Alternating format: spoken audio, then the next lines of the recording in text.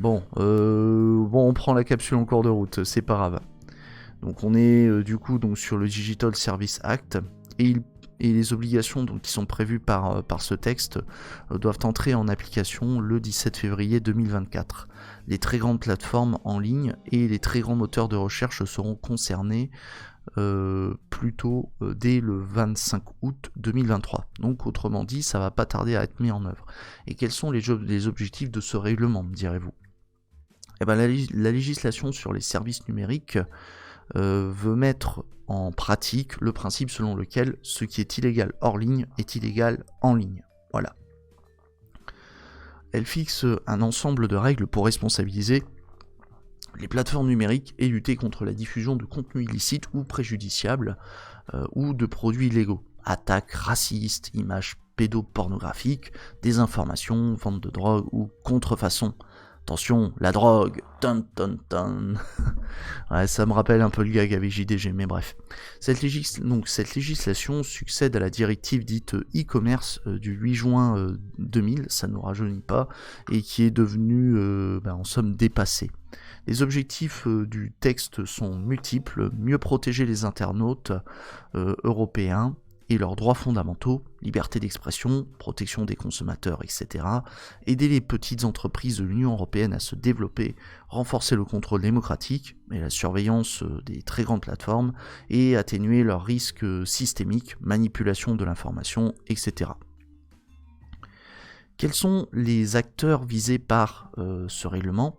Donc, il doit s'appliquer à tous les intermédiaires en ligne qui offrent leurs services, biens, contenus, ou services sur le marché européen. Peu importe ces intermédiaires, qu'ils soient établis en Europe ou ailleurs dans le monde. En gros, on essaie de ne pas se cantonner, on va essayer de taper sur Facebook, sur Instagram, sur Google, etc. Et aussi, il y aura éventuellement Airbnb ou Amazon, éventuellement, pour ne citer que quelques exemples. Voilà. Même encore Twitter avec le géant Musk, etc. Bref. Puis il y a pas que ça, il y a aussi les fournisseurs, donc il y a aussi les fournisseurs internet, il y a aussi les services informatiques en cloud, donc en nuage, les plateformes en ligne comme les places de marché, les boutiques d'applications, les réseaux sociaux, les plateformes de partage de contenu, donc YouTube, Twitch seront aussi encadrés, donc plateforme de voyage et d'hébergement, donc comme je vous l'ai dit, Airbnb, pourquoi pas aussi Blablacar, Uber, etc. Exceptionnellement, je lis ton message, Horasion, les jeux de hasard. Écoute, s'il y a des jeux de hasard en ligne, et éventuellement, je pense que si encore une fois, on est sur les très grandes plateformes, éventuellement à voir. Là-dessus, les jeux de hasard, je suis pas certain que ça rentre dedans. Là-dessus, j'ai un doute. Mais c'est une bonne question que tu poses, Horasion. Par contre, sachez que actuellement en France, il y a une autorité de régulation des jeux d'argent, alors qui se cantonne pas uniquement aux jeux en ligne, parce qu'avant il y avait une autorité qui s'appelait l'Argel, et qui avait vocation à s'occuper des jeux en ligne. Et là maintenant, on a une autorité qui a succédé. Alors je regarde l'Argel. Maintenant, c'est l'autorité nationale des jeux.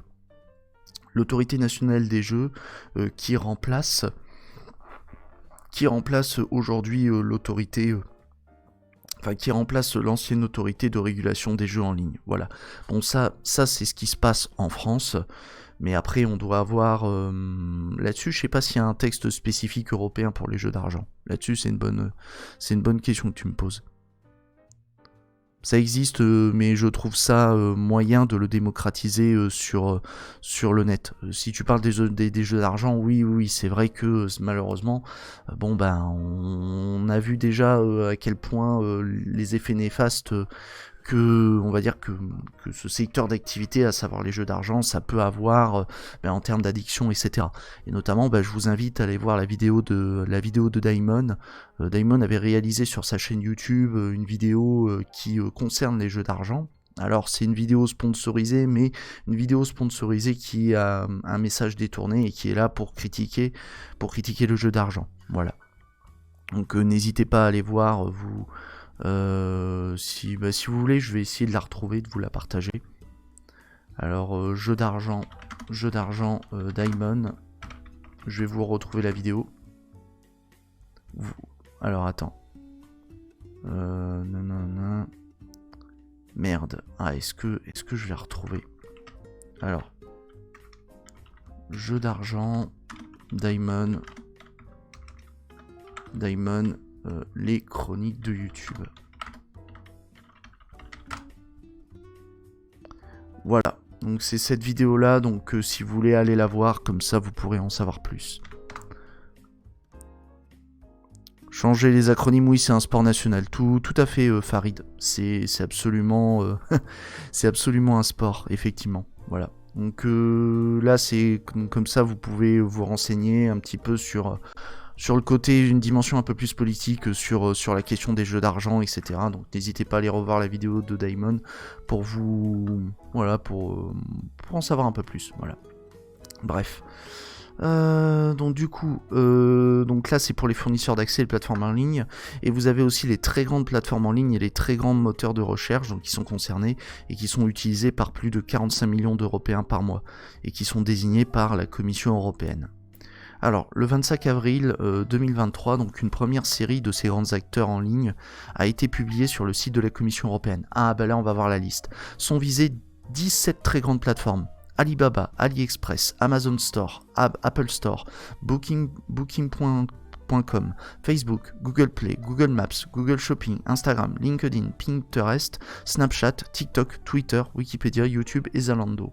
Deux très grands moteurs de recherche sont concernés, Bing et Google Search.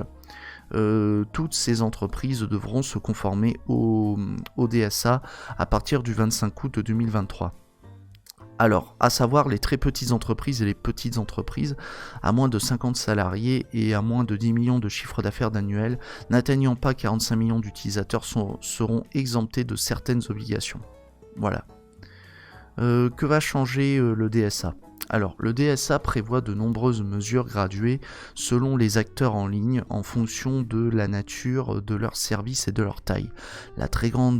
Les très grandes plateformes et les très grands moteurs de recherche sont soumis à des exigences plus strictes. Tous les acteurs en ligne vont devoir désigner un point de contact unique ou s'ils sont établis hors Union européenne, un représentant légal et coopérer avec les autorités nationales en cas d'injonction. Donc, injonction, c'est lorsqu'on vous ordonne de prendre des mesures. Par exemple, supprimer un contenu en ligne qui violerait, qui serait raciste, qui inciterait à la haine, etc. Voilà, chien. Ça, chien, c'est pour les, c'est pour les chiens de garde. Voilà. Voilà, donc n'hésitez pas à utiliser les commandes et à vous amuser un petit peu. Les autres obligations peuvent être classées en 3 catégories. Donc là, on va voir les différentes catégories de mesures qui peuvent être prises. Alors, lutter contre les contenus illicites, donc c'était l'exemple que je vous donnais. Les plateformes en ligne devront proposer aux internautes un outil leur permettant de signaler facilement les contenus en ligne. Donc, en fait, on va être un renforcement sur le signalement des contenus.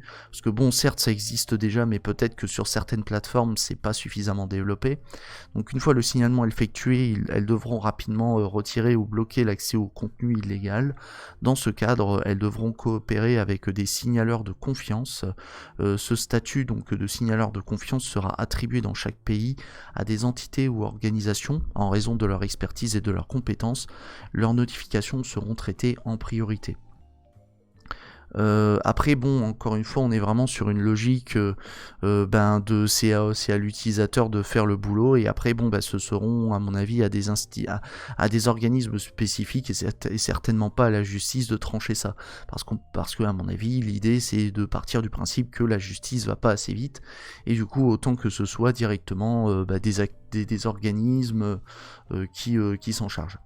Donc pour les marketplaces, donc tels que Airbnb et Amazon, Donc les marketplaces devront mieux placer les vendeurs qui proposent des produits ou services sur leur plateforme.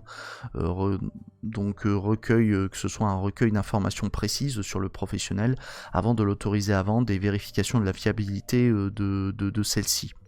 Donc vérification en gros de la fiabilité des informations. Et mieux informer les consommateurs. Voilà. Ensuite, donc ça c'était pour les contenus, pour le volet contenu illicite. Donc après, transparence en ligne. Les plateformes devront rendre plus transparentes leurs décisions en matière de modération des contenus. Ça, c'est intéressant. Elles devront, alors encore une fois, on est sur c'est ce qui doit être prévu sur le papier. Et salut Nagwal. On est sur ce qui est prévu sur le papier, mais par contre, pour ce qui est prévu concrètement, ça reste encore à voir. Reste à voir comment les États membres vont concrètement appliquer, si je puis dire, ce règlement. Après, je vous rappelle qu'en principe, un règlement n'a pas besoin de mesures d'exécution pour produire ses effets. Donc techniquement, à partir du moment où le texte ou le règlement rentre en vigueur, on va dire les autorités françaises ou même les autorités des autres États membres de l'Union européenne devront mettre en œuvre le texte directement. Et pas besoin que cela se traduise nécessairement par une loi ou par un décret, sauf peut-être pour certaines mesures, mais ça reste à voir. Mais sinon, globalement, un règlement, ses effets se produisent directement comme une loi, comme un décret. Voilà. Donc j'en étais où ? Donc les plateformes devront prévoir un système interne de traitement des réclamations permettant aux utilisateurs dont le compte a été suspendu ou résilié, par exemple sur un réseau social, de contester cette décision. Voilà. Donc pour régler le litige, les utilisateurs pourront également se tourner vers des organismes indépendants et certifiés dans les pays européens ou saisir leurs juges nationaux. Par exemple, on peut très bien imaginer que, admettons, je dis n'importe quoi, mais une éventualité, admettons, il y a une réclamation qui concerne les droits d'auteur sur YouTube, peut-être qu'il y aurait une autorité indépendante, comme on va dire qui serait semblable à la CNIL, à la Commission nationale informatique et liberté, et qui serait chargée éventuellement de traiter la réclamation. Voilà. Et après, éventuellement, si l'utilisateur ne veut pas se laisser faire et aurait éventuellement la possibilité de contester la décision de cette autorité indépendante, et ça passerait devant le juge. Ça pourrait, peut-être qu'il y aurait un mécanisme de ce style-là. Après, bon, malheureusement, le problème, c'est qu'on est sur du numérique, donc ça va très vite, etc. Et bon, faut voir, va falloir que l'utilisateur fasse un espèce de bilan coût-avantage et se dire est-ce que ça vaut le coup que je continue à engager une décision de justice, à aller devant le juge pour un simple tweet à la con, quoi. Ou alors tout dépend de l'enjeu financier qu'il y a derrière. Voilà. Bref, ou même par rapport au préjudice subi. Donc j'en étais où donc là je l'ai dit. Donc les plateformes devront par ailleurs expliquer le fonctionnement des algorithmes, ça c'est intéressant, qu'elles utilisent pour recommander certains contenus publicitaires en fonction du profil utilisateur. Ouais, ce serait bien YouTube ou Twitch que vous mettiez un petit peu de transparence. Pourquoi est-ce que vous mettez des pubs de Scientologie, ou alors pourquoi est-ce que vous vous amusez à mettre des pubs de promotion de l'armée sur des contenus de gauche, hein? Voilà. Ou même peut-être, alors je sais pas s'il y a des pubs de jeux d'argent, etc., mais bon, voilà. Ou même essayer de faire attention aux pubs que vous mettez, surtout si c'est pour mettre en avant des contenus qui sont merdiques ou voire même des arnaques. Voilà. Mais bon, encore une fois, à partir du moment où vous avez des influenceurs qui mettent la main au porte-monnaie pour mettre en avant leur publicité, bon, c'est l'argent qui compte et pas la qualité du contenu ou de la publicité derrière. Voilà. Bref. Je rappelle que si vous m'écrivez dans le chat, je vous lirai pas tout de suite. Je termine la lecture de l'article et j'essaie de faire au plus vite. Bref. Donc les très grandes plateformes et les très grands moteurs de recherche auront l'obligation de proposer un système de recommandation de contenu non fondé sur le profilage.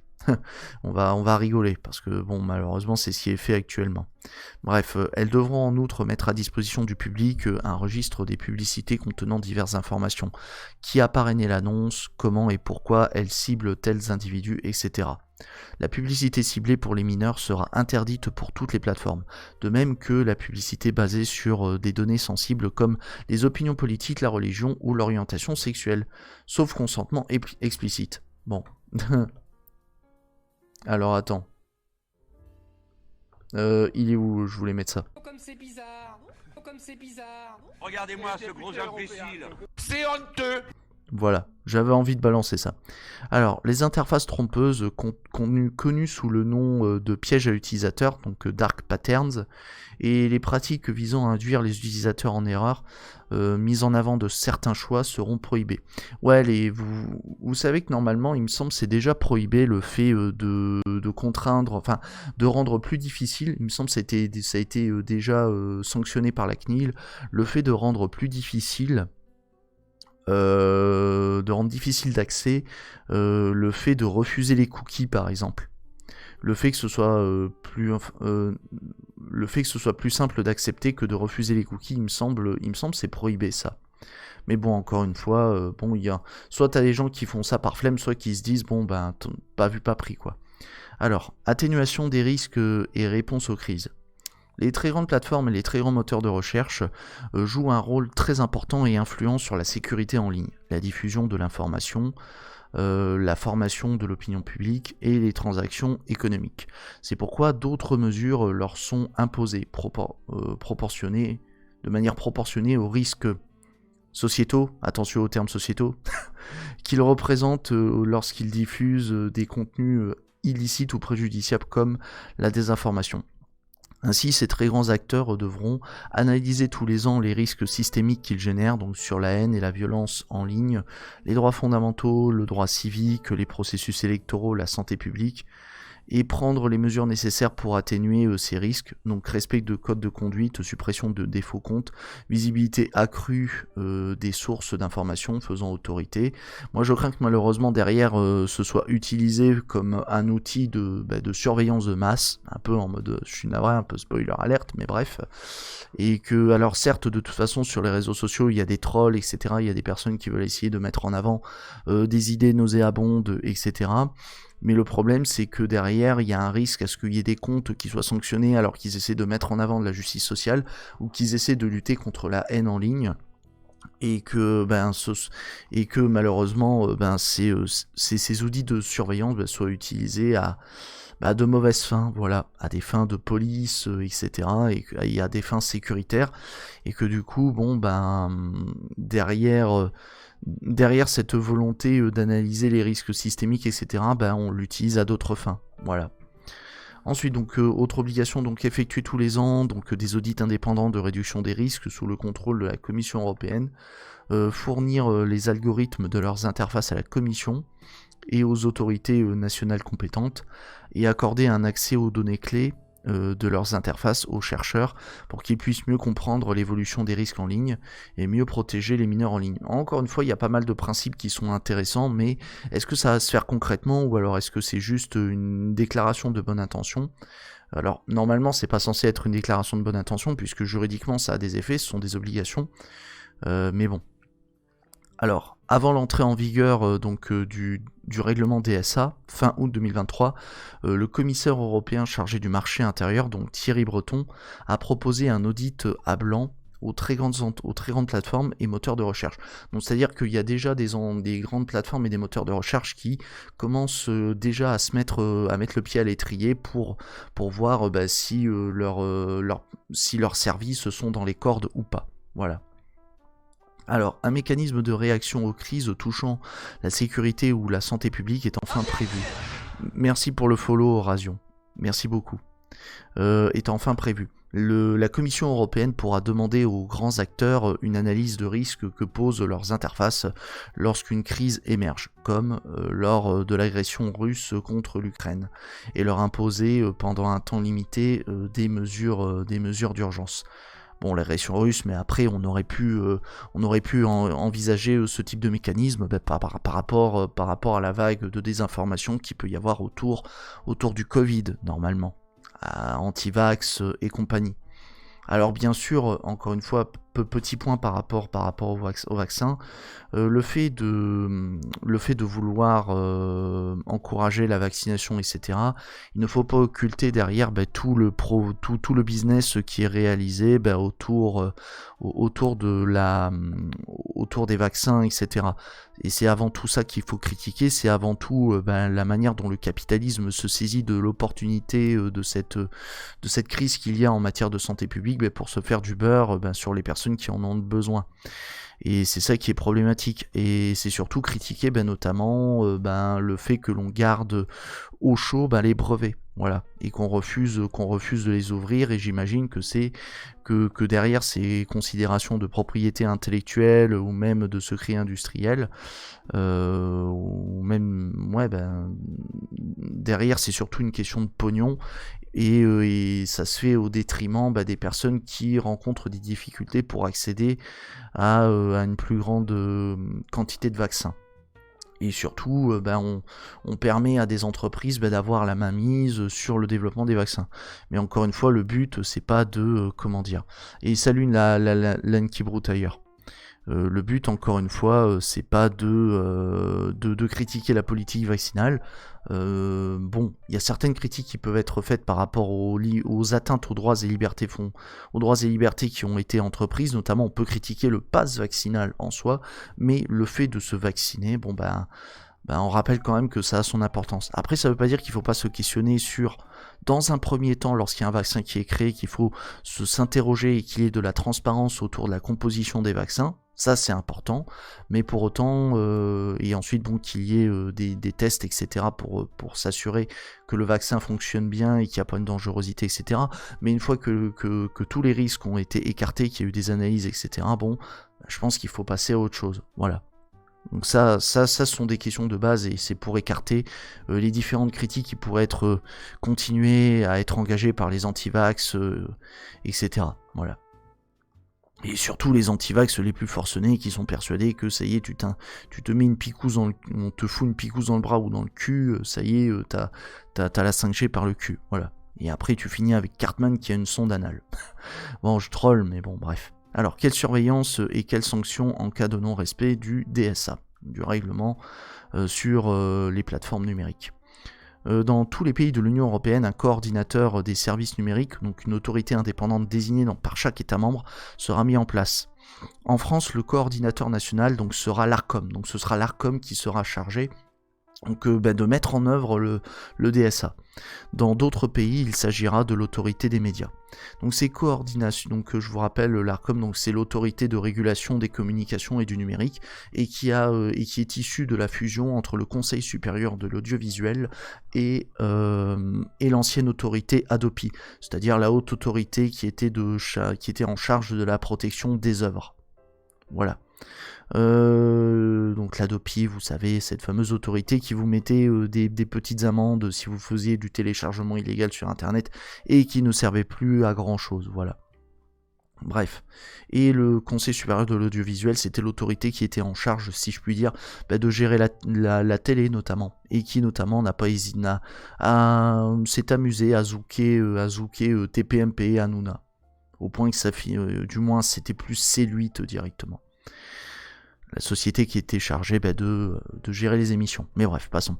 Donc ces 27 coordinateurs seront chargés de contrôler le respect du règlement DSA dans leur pays et de recevoir les plaintes à l'encontre des intermédiaires en ligne. Ils coopéreront au sein d'un comité européen des services numériques qui rendra des analyses, mènera des enquêtes conjointe dans plusieurs pays et émettra des recommandations sur l'application de la nouvelle réglementation. Ce comité devra notamment recommander la commission sur l'activation du mécanisme de réponse aux crises. Les très grandes plateformes en ligne et les très grands moteurs de recherche seront surveillés par la Commission européenne pour financer cette surveillance des frais de supervision. qui leur sont demandés, dans la limite de 0,05% de leur chiffre d'affaires annuel mondial. C'est une miette. En cas de non-respect du règlement, donc DSA, des astreintes et des sanctions pourront être prononcées. Pour les très grandes plateformes et les très grands moteurs de recherche, la commission pourra infliger des amendes pouvant aller jusqu'à 6% de leur chiffre d'affaires mondial. C'est pas rien. Après, encore une fois, je pense que c'est un plafond. Ça veut pas dire que ce sera systématiquement 6% de leur chiffre d'affaires mondial. En cas de violation grave et répétée, les plateformes pourront se voir interdire leurs activités sur le marché européen. Ah ouais, là ça commence à faire mal, puisque quand même, si on a des interdictions de marché, ça va faire mal. Mais par contre, d'un point de vue diplomatique, je pense qu'il va y avoir des conséquences. Voilà. Parce que bon, si vous commencez à interdire à des plateformes comme Facebook, Amazon, etc., de venir sur le marché européen, les États-Unis, les États-Unis vont commencer, ça va vriller, il me semble qu'on avait déjà eu le coup, alors je sais plus à quel titre. Mais il me semble qu'il y avait eu une guéguerre il y a pas longtemps et que Trump avait gueulé, si je puis dire, gueulé un coup, et du côté de l'Union européenne aussi. Il y avait eu quelques tensions de nature économique, il me semble. Mais je me souviens plus à quel titre, je sais plus si c'était en lien, c'était par rapport au traité avec le Canada. De libre-échange entre les États-Unis et le Canada. Je sais plus si c'était par rapport à ça. J'ai un doute. Mais bref, donc c'est la fin de la capsule.